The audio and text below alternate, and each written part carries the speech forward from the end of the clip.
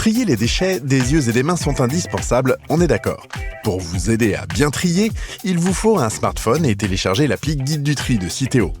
Un doute au moment de trier? Le Guide du tri vous donne la règle de tri précise partout en France. Vous ne savez pas où déposer vos déchets? Le Guide du tri vous aide à trouver un point de collecte à proximité.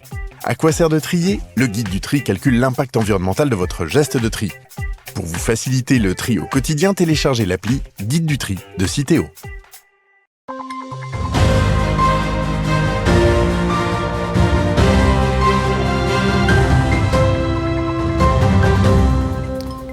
Bonsoir à tous et bienvenue dans votre 15 minutes info de ce lundi 20 juin 2022. Tout de suite, les titres de cette édition.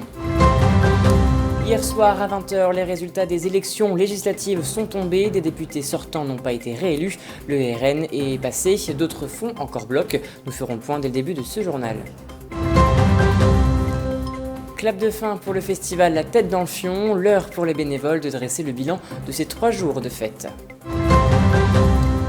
Du 24 juillet au 21 août, chaque dimanche à partir de 17h, le château du Grand Jardin de Joinville accueillera des spectacles d'art, de cirque ou encore musicaux. Et voilà pour les titres. 577 députés ont été élus ce dimanche. Le Rassemblement national a créé la surprise hier à l'issue des résultats de ce deuxième scrutin des élections législatives. Le paysage politique est plus que fracturé. Aucun parti ou coalition de partis n'a réussi à fédérer une majorité au sein de l'Assemblée nationale. Même constat dans notre territoire qui divise les citoyens. Julien Voirin, Elsa Jacobet, Manon de Fontis. C'est un tournant historique qui vient de se dérouler en Haute-Marne lors du second tour des élections législatives qui s'est tenu ce dimanche. Il y a quelques semaines, lors de sa venue, Marine Le Pen espérait « Rapportez-moi des députés là !» C'est désormais chose faite. Les électeurs haut-marnais ont élu 2 députés issus du Rassemblement national. Christophe Benz pour la première circonscription avec 51,25% des voix face à la députée sortante Bérengère Abba.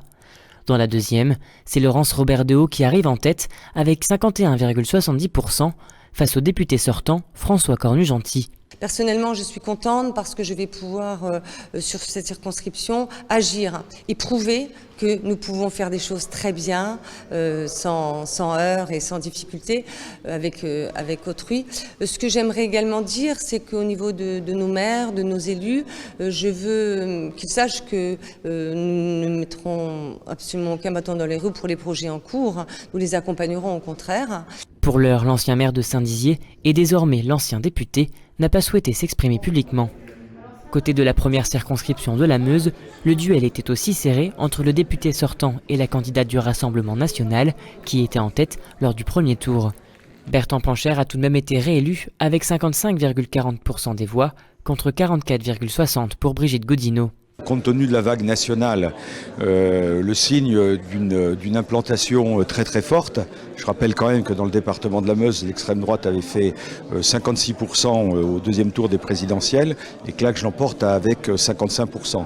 Donc vraiment je voulais remercier les Meusiennes et les Meusiens qui, par-delà leur vote politique, m'ont vraiment fait confiance. Je serai le député de rassemblement évidemment de tous et toutes.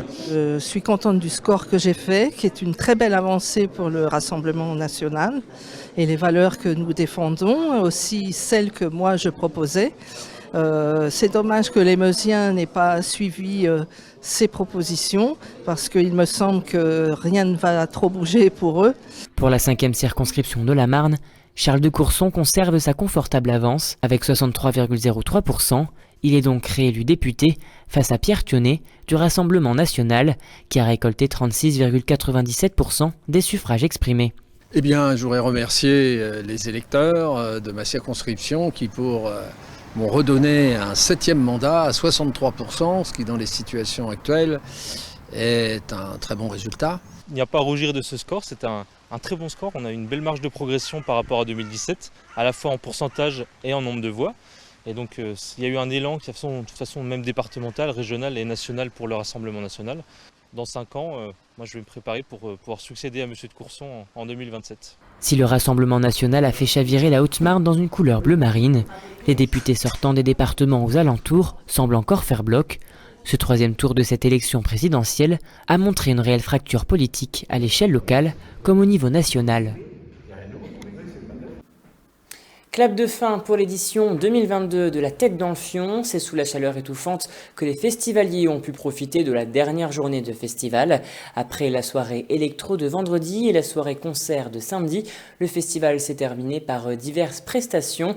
Spectacles du groupe scolaire de la commune, Fight Chris ou encore J.K. Wold. Avec ses nombreux styles musicaux, le record de visiteurs a été battu. Un reportage d'Elsa Jacobé. C'est le clap de fin pour La Tête dans le Fion. Après 3 jours consécutifs, c'est par un concert de rock celtique que l'édition 2022 s'est clôturée. Les différents styles de concerts ont séduit le public. Le festival a fait un carton plein avec un nombre record de festivaliers. Sur ces 2 premiers jours, on a eu la chance d'avoir 10 000 festivaliers, 3 800 pour la soirée électro et c'est près 6 200 pour la soirée concert du samedi soir. Donc on est très très contents puisque c'était le nombre de visiteurs qu'on avait accueillis sur l'édition complète en 2019. Donc voilà, ça fait plaisir de retrouver tout le monde et d'en trouver encore davantage. La buvette aussi a battu un record avec plus de 2910 litres de bière blonde consommés sur seulement 2 jours. Les stocks vite écoulés, il a fallu se ravitailler rapidement pour les nombreux festivaliers. Pour les bénévoles, le nouveau bar de 2 x 12 mètres de long a été très avantageux face à l'afflux de participants. Je pense que c'est un record cette année. Oui. Parce qu'on était obligé de se faire ravitailler déjà le premier soir, on n'avait pas assez. Et ce matin, on est retourné au magasin Leclerc rechercher des softs, notamment des petites bouteilles d'eau et du Coca-Cola. Et en même temps, on a construit notre nouvelle buvette qui fait 2 x 12 mètres de long de chaque côté, qui est hyper fonctionnelle. Je pense que maintenant, on est au top. Ce dimanche après-midi, les participants étaient nombreux pour assister au spectacle du groupe scolaire de la commune. Cependant, certains ne sont pas venus seulement pour la danse. Un stand un peu spécial a été mis en place à l'entrée du festival. Moi je suis venue parce que j'avais rendez-vous pour faire un piercing. Voilà. Il faisait beau, il y a quand même de l'air et c'est agréable de venir ici.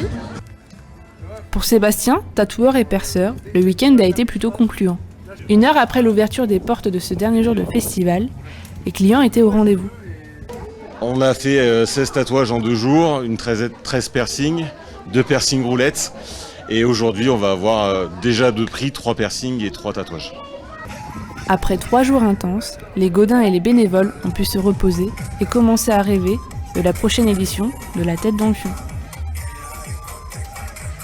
Et passons à présent à l'image du jour. C'était un samedi sportif à Saint-Dizier. Malgré la canicule, le show Dunk or Die a été maintenu, mais à 20h le soir et non 15h comme prévu initialement. De nombreux bragards ont fait le déplacement au sein de l'ancien centre de vaccination sur le parking pour assister à ces performances et aux matchs de basket qui étaient organisés. L'été s'annonce chaud et animé au château du Grand Jardin à Joinville du 24 juillet au 21 août prochain. Chaque dimanche à 17h, ce site accueillera des spectacles d'art, du cirque, de la rue ou encore des spectacles musicaux. En tout, 5 spectacles rythmeront cet été. Ces événements avaient attiré de nombreux curieux l'an passé et ces rendez-vous ont donc été réitérés tout naturellement. Écoutez.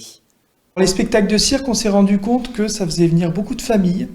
De toute façon, la commande, c'est vraiment de faire des spectacles familiaux qui soient accessibles à tous dès le plus jeune âge et qu'on passe un bon moment. Et souvent, c'est le cas avec le cirque, d'autant qu'on essaie de choisir des formats qui sont un peu grandioses, qui sont un peu dans ce cadre magnifique, qui résonnent dans ce cadre magnifique du parc du château du Grand Jardin.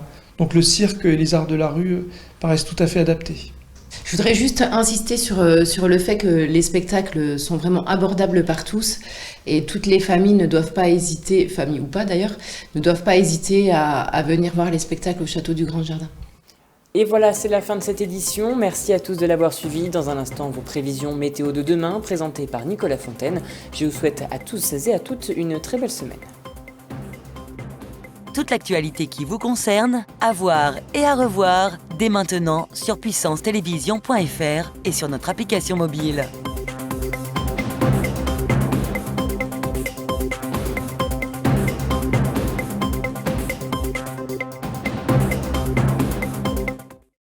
Nouveau, Puissance Télévision lance son émission Agenda.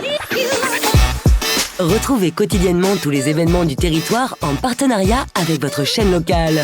Festivals, expositions ou événements sportifs, ils sont forcément dans l'agenda.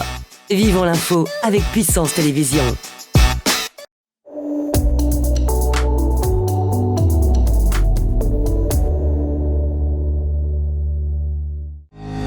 Bonsoir à tous, le premier jour de l'été devrait être instable demain au niveau national. Des orages devraient éclater sur une large partie du territoire, allant de Nantes à Dijon ou Lyon, en passant par Bourges. Partout ailleurs, le soleil devrait être présent. Côté température, comptez jusqu'à 35 degrés de maximale à Lyon. Du côté de nos villes et départements, le temps sera ensoleillé, avec malgré tout la présence de nuages parfois imposants. Côté Mercure, la maximale devrait être de 29 degrés à Saint-Dizier, Chaumont, Langres et Vitry-le-François. Comptez 28 degrés à Bar-le-Duc et 27 à Commercy et Verdun. Demain, mardi 21 juin, nous fêterons les Rodolphes et comme dit au début de ce bulletin, nous serons le premier jour de l'été. Très bonne soirée à tous.